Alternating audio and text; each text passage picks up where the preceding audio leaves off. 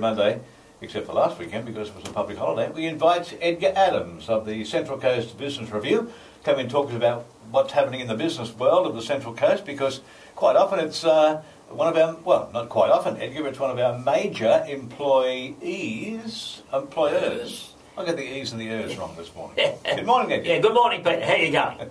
You're looking at the E's before me R's. Yes. No, it is a major employer. That's right. And in an effort to, in fact, reduce the number of people who are forced to commute to either Sydney or Newcastle for work, I mean, local jobs are the paramount thing, aren't they? They are. Now, just thinking about that, you had mentioned before we came on the air that this is Innovation Month as a national promotion. Correct. Across Australia, it's Innovation Month, Australian Innovation Month. And all across the regions and through the cities, there are innovation functions and expos and seminars telling people about all the wonderful, innovative things that are going on. Right, okay. And encouraging, but the idea is to encourage people to be innovative. You're talking about inventing things, or...? Well, inventing and making better, improving. Right, okay. So sometimes, you've got something, but, you work out a process to make it better. That's being innovative. And someone said, I'm not quite sure who it was, an economy that doesn't innovate will slow and ultimately deteriorate. Oh, I like that rhyme. And that's right. And that's pretty true. That's pretty true. Now, how does our Central Coast stack up in that regard? Well, it's interesting because this is an Australian government initiative in terms of making it happen. But Innovate Australia is an organisation that runs separately. But the federal government has made the Central Coast one of only 10 innovative regions in Australia. So right across Australia. Are we that advanced, are we? Well, they're saying that's what they want us to be. Gotcha. They want us to be. Right. And they think we have the means to do it. And so, it wasn't just a bright idea. And so the fact that we're that means that it gives us a better clout up in Canberra to do certain things.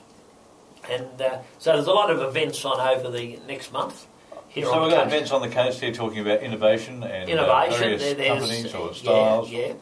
The theme this month is smart innovation, and there's all sorts of fun thingos, but there's a launch of the Central Coast Manufacturing Connect. I'm not with it this morning, but I've got the flu. Launch of Central Coast Manufacturing Connect. Now, the manufacturers have had various groups over the years, sure. And they've at last got a group together which I think will be sustainable in the long run. Because we've got a lot of very diverse manufacturing industry here, and it's very hard to get them together. Anyway, I think they've got, so that's being launched this month, and there's an innovation summit on the 10th of May. And they've got a special guest speaker coming along. But are these things, though, I mean, you and I are against things like just talk fests for the sake of it. Yeah. Do these things achieve something? Well, I think what the idea is to try and encourage people to get together. To get together or share ideas, but also to think about being innovative. And without blowing my own trumpet, which I'm not real good at. The Central Coast Business Review was the first regional business magazine in Australia 20 years ago. It was a bright idea of mine. And they say, people have said, well, you're pretty innovative in doing that. And if you're innovative, you sort of beat the competition. Being innovative is being ahead of the competition. One step ahead. And that's what it's all about. So they've got that, and then there's quite a few. There's a Green Central thing on the 11th, showing different education models which Youth Connections run, and then Towards a Smarter Central Coast is a seminar being held at Mingara on the 23rd of May, and that's all about education and training. But of course, education and training is part of this being innovative. Right. Okay. And anyone who's interested can get onto the website. It's if they just put Central Coast Innovation Festival into Google, it'll come up with all the programs there are, and it's going to be quite good. Now, talking about innovation for the Central Coast, how are things progressing with our bid to have the national broadband brought to the Central Coast ahead of the pack, shall we say? Well, funny you should ask that. We just before Easter, a couple of senior executives from NBNco came up and met us here on the coast. Oh, they did. Came up from Melbourne, yeah, Great. and talked to us about how we were going with our proposal.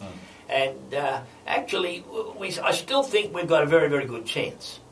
And one of the big issues is we've got to show that we've got the skills. Yeah. And we do have the skills. And I'm not just saying that. We've got quite a few. And, of course, Youth Connections, they've already put into place training programs for the young kids. The cable laying. The cable laying and the jointing and all this sort of stuff. They've already put that in place. Now, not everybody's done that. And so we've got a lot of things going for us at the present moment. Okay. Yeah. So it's... Is that likely to be revealed sometime this year? I think so. One of the things that's delaying everything is Telstra's mucking around with their takeover thing. On this takeover thing. And so until that's out of the hair, I don't think you can see a lot happen. Not announcements, but they just want to get in. They don't want to get into arguments. And of course that's a problem with the Central Coast, let me tell you. Every time someone wants to do something, the NIMBYs come out of the woodwork. And the NIMBYs. It happened. I'll tell you what happened in Toorak in Melbourne. Now, I remember Toorak, they thought, oh, well, everyone in Toorak will want to have fibre optic into their houses. Well, the people of Toorak said, don't pull up our gardens. We're not having you around here. Absolutely. So it's quite likely that Toorak won't get fibre optic for 12 or 13 years.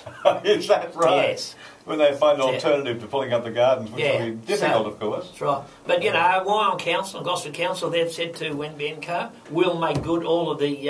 in fact, Wyong Council is even prepared to do a deal with them to actually to do all of the civil works. Oh, really? Yeah. Well, they've got the means of doing it. Sure. Yeah, they're not doing it for free. Got the machinery. Not doing it for free, but they've got all the machinery, and they know where everything is. I know where the pipes are and all that kind of thing. Yeah, so it's so there's a lot of pluses here on Central Coast for us to get. That would look, Peter. If we get that would put us at the top of innovative regions. Well, I was going to say that would be a classic example of being innovative. Yes. I've got to say. Yeah. Terrific. That's great stuff. Thank you, Edgar. Well, it's always nice to spend time with Edgar Adams, and he is today, feeling the effects of the flu transferred from his grandchildren. I think you were saying you're blaming the grandkids, are you? You're not going to always blame the grandkids. Battle through this morning. I've got to say one thing though. Your voice is deeper. When you have a bit more flu. Oh, it's much more sexy. Oh, much more sexy. Oh, well, I might do something about that. Ask your wife, she might tell you. 18 past 8, this is Coast FM.